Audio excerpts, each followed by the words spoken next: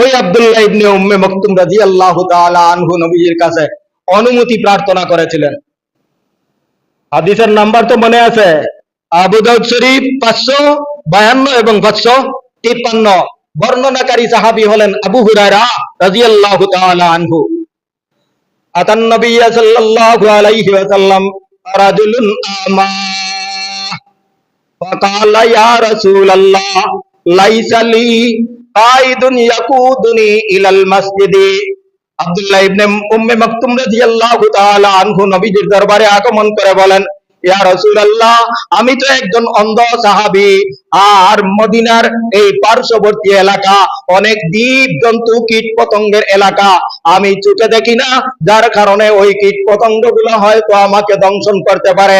আর একদিকে চোখে দেখি না, কিন্তু আমার কোনো বাহনকারী, আমার কোনো রাহবর আমার সাথে নাই। লাইসালি কাইদুন ইয়াকুদুনি ইলাল মসজিদ, মসজিদ পর্যন্ত নিয়ে আসার উপযুক্ত কোনো ব্যক্তি আমার নাই। ফাসালা আনজুরাকিসা ফি বাইতিহি আনজুরাকিসা লাহু ফি বাইতিহি। নবীজিকে বললেন, ওগো আল্লাহর নবী, আপনি যদি অনুমতি দান করেন তাহলে আমি আমার ঘরের মধ্যে নামাজ আদায় করি। ফারাখাসা লাহু ফি বাইতিহি, নবীজি তাকে অনুমতি দিয়ে দিলেন যে তুমি তোমার নামাজ ঘরের মধ্যে পড়ো। ফালাম্মা ওয়াল্লা দাওয়াহু, আব্দুল্লাহ ইবনে উম্মে মাকতুম অন্ধ সাহাবী উঠে চলে যাচ্ছেন। জীবনের জন্য আজকে একটা অনুমতি নিয়ে নিলেন যে ঘরের মধ্যে নামাজ আদায় করবেন। যেহেতু অন্ধ, যেহেতু উনাকে সাহায্যকারী কেউ নেই, কোন মাধ্যমে তিনি আসার কোনো ব্যবস্থা নাই, তাই তিনি আনন্দিত হয়ে মসজিদে নববী থেকে বের হয়ে যাচ্ছেন। এমন অবস্থায় নবীজি আবার বললেন, ও আব্দুল্লাহ ইবনে উম্মে মাকতুম, হাল তাসমাউন নিদা আবিস সালাতি, তুমি কি নামাজের আযান শুনো? তুমি কি নামাজের আযান শুনো? কালা নাম কালা ফাজিব। আব্দুল্লাহ ইবনে উম্মে মাকতুম বললেন, হ্যাঁ, মসজিদে নববীর বেলালের আযান আমি আমার ঘর থেকে শুনতে পাই। নবীজি বললেন, তাহলে তুমি সেই আযানের জবাব দিয়ে মসজিদে নববীতে আগমন করো।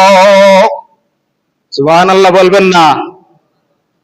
আব্দুল্লাহ ইবনে উম্মে মাকতুমকে কেন নবীজি অনুমতি দিলেন না?